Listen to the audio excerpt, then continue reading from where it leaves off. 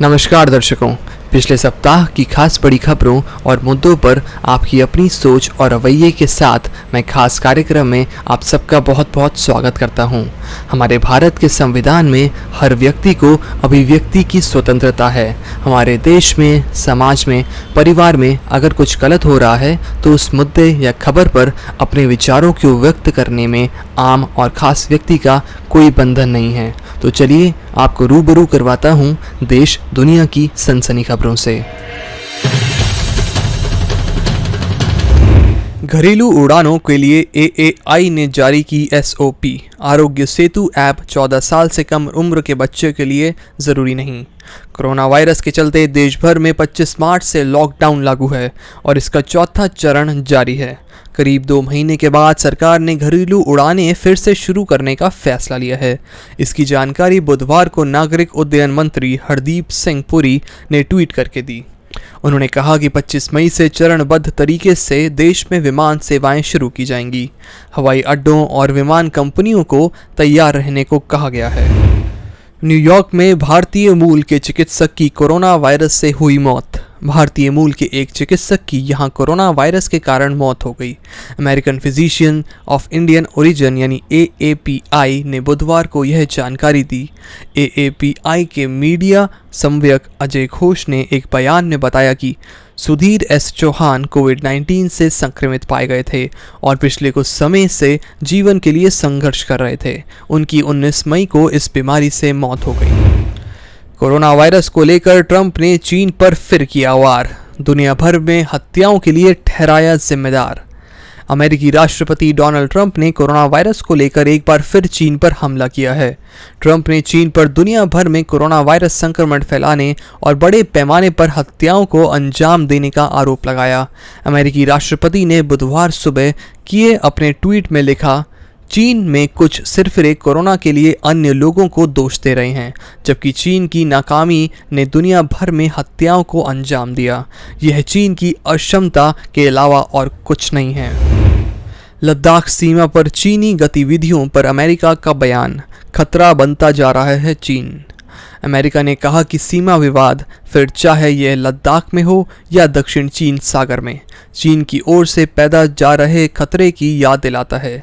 दक्षिण और मध्य एशिया मामलों में निवर्तमान उप मंत्री एलिस विल्स का यह बयान भूमि और हवा के जरिए चीनी घुसपैठ के कई उदाहरणों के रूप में सामने आया है। चीन की लैब का दावा, वैक्सीन के बिना भी यह नई दवा रोक सकती है कोरोना वायरस का कहर। पूरा विश्व कोरोना वायरस की भीषण चपेट में है। दुनिया भर में कोरोना से अब तक 3 लाख से ज़्यादा लोगों की जान जा चुकी है। विभिन्न देश कोरोना वायरस की वैक्सीन खोजने में लगे हैं। इस बीच चीन की एक प्रयोगशाला ने एक दवा विकसित की है। लैब का मानना है कि इस दवा में कोरोना महामारी को रोकने की ताकत है। चीन की प्रतिष्ठित पेकिंग यूनिवर्सिटी में साइंटिस्टों द्वारा इस दवा का परीक्षण किया जा रहा है। अनुसंधानकर्ताओं का कहना है कि यह दवा न सिर्फ कोरोना संक्रमित लोगों के रिकवर होने में लगने वाले समय को रोक करती है, बल्कि अल्पकालिक अवधि के लिए वायरस के खिलाफ प्रतिरक्षा शक्ति भी देती है। चक्रवाती तूफान अम्फन ने मचाई तबाही। पश्चिम बंगाल में 12 लोगों की मौत, कई घर तहस नहस। चक्रवाती तूफान अम्फन की वजह से पश्चिम बंगाल में 12 लोगों की मौत हो गई है। इसकी जानकारी मुख्यमंत्री ममता बनर्जी ने गुरुवार को दी। बुधवार को पश्चिम बंगाल में अम्फन तूफान ने भारी तबाही मचाई, हजारों घरों और तहस नहस कर दिया। इसके साथ साथ 1000 से ज़्यादा अधिक पेड़ उखड़ गए और सैकड़ों बड़ी इमारतों को नुकसान पहुंचा है। बंगाल के चक्रवात अम्फान का भारी खामियाजा उठाया। कोलकाता और उसके आसपास के इलाकों में हवा की रफ्तार 185 किलोमीटर प्रति घंटे की रही, जबकि दमदम में शाम 7:20 पर हवा की रफ्तार 133 किलोमीटर प्रति घंटे रिकॉर्ड की गई। चेन्नई एयरपोर्ट पर अब यात्रियों को नहीं मिलेगी ट्रॉली, किए जाएंगे ये बदलाव। देश के जो राज्य सबसे ज़्यादा कोरोना वायरस से प्रभावित हुए हैं उनमें से एक तमिलनाडु भी है। वहाँ करीब 13,000 लोग इस बीमारी की चपेट में आ चुके हैं। तमिलनाडु सरकार अब चेन्नई एयरपोर्ट पर यात्रियों को टच फ्री अनुभव देने की तैयारी कर रही है। एयरपोर्ट पर टिकटों की जांच के दौरान CISF कर्मी ग्लास से जुड़ी स्टिक के सहारे यात्रियों की जांच करेंगे। एयरपोर्ट पर यात्रियों के पास कोई ट्रॉली नहीं होगी। केंद्रीय मंत्री जितेंद्र सिंह ने कहा, गर्भवती कर्मचारियों को कार्यालय जाने से मिलेगी छूट। केंद्रीय मंत्री जितेंद्र सिंह ने बुधवार को कहा कि गर्भवती महिला कर्मचारियों का कार्यालय में जाने से छूट दी जाएगी। उन्होंने कहा कि इस आशय का एक परिपत्र जारी किया जाएगा और उम्मीद है कि विभिन्न मंत्रालयों और विभागों के साथ साथ सभी राज्य और केंद्र शासित प्रदेश इसका पालन करेंगे। केंद्रीय कार्मिक राज्य मंत्री सिंह ने कहा, गर्भवती महिला कर्मचारी जो पहले से मातृत्व अवकाश पर नहीं हैं, उन्हें भी कार्यालय जाने से छूट दी जाएगी। इसी तरह से दिव्यांग व्यक्तियों को भी कार्यालय में जाने से छूट दी जाएगी। हेमंत सोरेन ने कहा, झारखंड में प्रवासी राहगीरों के लिए राजमार्गों पर खुलेंगे सामुदायिक रसोई। झारखंड के मुख्यमंत्री हेमंत सोरेन ने बुधवार को यहां घोषणा की कि प्रवासी राहगीरों के लिए राज्य की सीमा में राजमार्ग पर प्रत्येक 20 किलोमीटर पर सामुदायिक रसोई खोले जाएंगे। मुख्यमंत्री ने आज यहां मीडिया से बातचीत में कहा कि इस तरह के सामुदायिक रसोई को जिला प्रशासन के सहयोग से चलाया जाएगा। अभी तक ऐसे रसोई खोलने के लिए 94 स्थानों को चिन्हित किया जा चुका है। इनमें निःशुल्क भोजन और पानी की व्यवस्था की जाएगी। इन स्थानों पर एकत्रित लोगों को पास के सुरक्षित शिविर में ले जाया जाएगा ताकि इन्हें वाहन से उनके गंतव्य तक पहुंचाने की व्यवस्था भी की जा सके। रेलवे बोर्ड ने स्टेशनों पर खानपान बिक्री इकाइयों को खोले जाने की अनुमति दी। रेलवे बोर्ड ने स्टेशनों पर खानपान बिक्री इकाइयों को खोले जाने की अनुमति दे दी है, लेकिन साथ ही कहा है कि फूड प्लाजा जलपान वस्तुओं को केवल लेकर जाने की अनुमति होगी। वहां बैठकर खाने की कोई व्यवस्था नहीं की जाएगी। आदेश में कहा गया कि इन इकाइयों में पैक किए हुआ सामान, जरूरी सामान, दवाइयां आदि की दुकानें तथा बुक स्टॉल आदि शामिल है, जिन्हें देश में कोविड-19 के फैलने के तुरंत बाद बंद कर दिया गया था। आदेश में कहा गया कि रेलवे जो जोन स्टेशनों पर खानपान इकाइयां खोलने के लिए बोर्ड से आवश्यक दिशा निर्देश ले रही है। मोटोरोला G8 पावर लाइट आज भारत में होगा लॉन्च। जाने संभावित कीमत और फीचर्स। लॉकडाउन के कारण पिछले कुछ दिन स्मार्टफोन इंडस्ट्री के लिए बेहद ही खराब रहे, लेकिन सरकार द्वारा मिली रियायत के बाद अब एक बार फिर से स्मार्टफोन इंडस्ट्री में हलचल शुरू हो गई है। स्मार्टफोन्स को सेल के लिए उपलब्ध करा दिया गया है। वहीं हर रोज़ नए डिवाइस लॉन्च किए जा रहे हैं। आज मोटोरोला अपना most awaited smartphone Motorola G8 power light Bharat में लॉन्च करने वाली है, जो कि ई-कॉमर्स वेबसाइट फ्लिपकार्ट पर लॉन्च किया जाएगा। देश में पिछले 24 घंटों में आए 5,609 नए मामले, 132 लोगों की मौत। देश में कोरोना वायरस के मामले अब तेजी से बढ़ रहे हैं।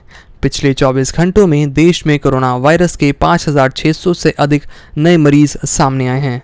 इसको मिलाकर देश में कोरोना के कुल संक्रमितों का आंकड़ा 1.12 लाख के पार चला गया है।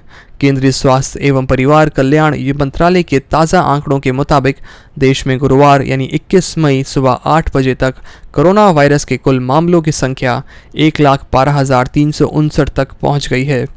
देश में कोरोना से मौत का आंकड़ा भी बढ़कर 3,435 तक पहुंच गया है। हरियाणा में अब कोई रेड जोन नहीं, सभी 22 जिले ऑरेंज जोन। आज से शुरू होंगे काम धंधे। हरियाणा सरकार ने लॉकडाउन 4.0 में बड़ा कदम उठाया है। राज्य में अब कोई जिला रेड जोन में नहीं रह गया है और सभी जोन 22 जिले को ऑरेंज जोन घोषित किया है। ऐसे में हरियाणा में अब औद्योगिक सहित सभी प्रकार की कॉमर्शियल गतिविधियों को शुरू किया जा सकता है। कोविड-19 को लेकर जोन तय करने के अधिकार केंद्र सरकार ने राज्यों को दे दिए हैं। प्रधानमंत्री नरेंद्र मोदी के साथ हुई समीक्षा बैठक के दौरान हरियाणा के मुख्यमंत्री मनोहर लाल ने राज्यों को ही जोन तय करने के अधिकार देने का सुझाव दिया था, जिसे केंद्र सरकार ने मान लिया है। कोरोना काल में विदेश नीति से बड़ा संदेश। चीन का साथ छोड़ भारत ने थामा अमेरिका का हाथ। भारत ने आधिकारिक तौर पर 62 देशों के साथ यूरोपीय यूनियन व ऑस्ट्रेलिया की ओर से कोरोना वायरस फैलाने के जिम्मेदार कारणों की जांच की मांग करने वाले प्रारूप प्रस्ताव को मंजूरी देते हुए उस पर हस्ताक्षर कर दिया है। यह जांच चीन और विश्व स्वास्थ्य संगठन की भूमिका को लेकर है। वहीं 120 देशों ने विश्व स्वास्थ्य महासभा की 18 मई को आयोजित वर्चुअल वार्षिक बैठक में स्वतंत्र जांच की मांग उठाई, जिसमें भारत भी शामिल था। इससे पड़े दबाव के चलते विश्व स्वास्थ्य संगठन और चीन दोनों ने कोरोना वायरस के वैश्विक प्रसार के कारणों की स्वतंत्र जांच के लिए विवश होकर हामी भर दी है। 1 जून से चलने वाली 200 ट्रेनों की लिस्ट जारी। आज से शुरू होगी टिकटों की बुकिंग। कोरोना संकट के बीच रेलवे श्रमिक ट्रेनों के अलावा 1 जून से 200 ट्रेनों को चलाने का फैसला किया है।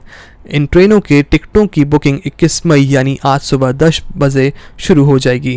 पहले रेलवे ने सिर्फ नॉन एसी ट्रेनों की बात की थी, लेकिन इन ट्रेनों में एसी और जनरल डिब्बे भी होंगे। राजीव गांधी पुण्यतिथि। पीएम मोदी, राहुल गांधी ने पूर्व प्रधानमंत्री को दी श्रद्धांजलि। पूर्व प्रधानमंत्री और देश रत्न राजीव गांधी की आज 29वीं पुण्यतिथि है। इस मौके पर देश उन्हें नमन कर याद कर रहा है। देश के प्रधानमंत्री नरेंद्र मोदी, उनके बेटे राहुल गांधी, लोकसभा स्पीकर ओम बिड़ला ने भी राजीव गांधी को श्रद्धांजलि दी है। चीन ईरान से तनातनी के बीच अमेरिका का एक और F-35 लड़ाकू विमान क्रैश। नियमित युद्धाभ्यास के दौरान एक हफ्ते में लगातार 2 फाइटर जेट क्रैश होने से पेंटागन सख्ते में है, क्योंकि इन दुर्घटनाओं से यूएस एयरफोर्स की क्षमता पर सवाल उठ सकते हैं। इसके अलावा दुनिया में सबसे महंगे और उन्नत स्टील्थ फाइटर जेट के इस तरह क्रैश होने से अमेरिका के दुश्मनों के हौसले बुलंद हो सकते हैं। इराक में ISIS के 8 आतंकवादी ढेर। इराक के दियाला और सलाहुद्दीन प्रांत में 2 सुरक्षा अभियानों में आतंकवादी संगठन इस्लामिक स्टेट यानी IAS के 8 आतंकवादी मारे गए। सुरक्षा सूत्रों ने यह जानकारी दी। दियाला प्रांत के पुलिस के अली अल सुडानी ने बताया कि खुफिया रिपोर्ट के आधार पर सुरक्षा बलों ने मंगलवार को वादी थलब क्षेत्र में सुरक्षा अभियान को अंजाम दिया। अल सुडानी ने कहा कि अभियान में IAS के 4 आतंकवादी मारे गए और उनके 6 ठिकानों को नष्ट कर दिया गया। प्रियंका गांधी का कांग्रेस कार्यकर्ताओं के नाम चिट्ठी। फेसबुक के जरिए हल्ला बोल की अपील। उत्तर प्रदेश में प्रवासी मजदूरों के लिए बस पर छिड़ी सियासत के बीच कांग्रेस महासचिव की एक चिट्ठी कांग्रेस के कार्यकर्ताओं के नाम सामने आई है। प्रियंका गांधी ने अपनी इस चिट्ठी में यूपी की योगी सरकार पर बसों को लेकर तंज कसा था। साथ ही कांग्रेस कार्यकर्ताओं से दोपहर 1 बजे फेसबुक लाइव के जरिए आवाज उठाने को भी अपील की है। अमेरिका में फिर बढ़ा कोरोना से मौतों का आंकड़ा। 24 घंटे में 1500 की गई जान। अमेरिका में बुधवार को एक बार फिर कोरोना वायरस से हुई मौतों के आंकड़े में उछाल देखा गया है। बीते 24 घंटों में यह करीब 1500 लोगों की जान चली गई है, जो पिछले कुछ दिनों में सबसे अधिक आंकड़ा है। बीते एक हफ्ते में अमेरिका में 1000 से कम मौतें दर्ज की जा रही थीं, लेकिन अब एक बार फिर उछाल आया है। इसी के साथ अमेरिका में कुल मौतों का आंकड़ा 91,000 के पार हो गया है, जो तेजी से 1 लाख की ओर बढ़ता दिख रहा है। अमेरिका में अब तक 15 लाख से अधिक लोग कोरोना वायरस की चपेट में हैं। यहाँ रोजाना करीब 20,000 से अधिक नए मामले सामने आ रहे हैं। लॉकडाउन में छूट मिलने के बावजूद इस वजह से नहीं खुलेगा सदर बाजार। देश में कोरोना वायरस का कहर लगातार बढ़ता जा रहा है। कोरोना संकट से निपटने के लिए देश में लॉकडाउन लागू है।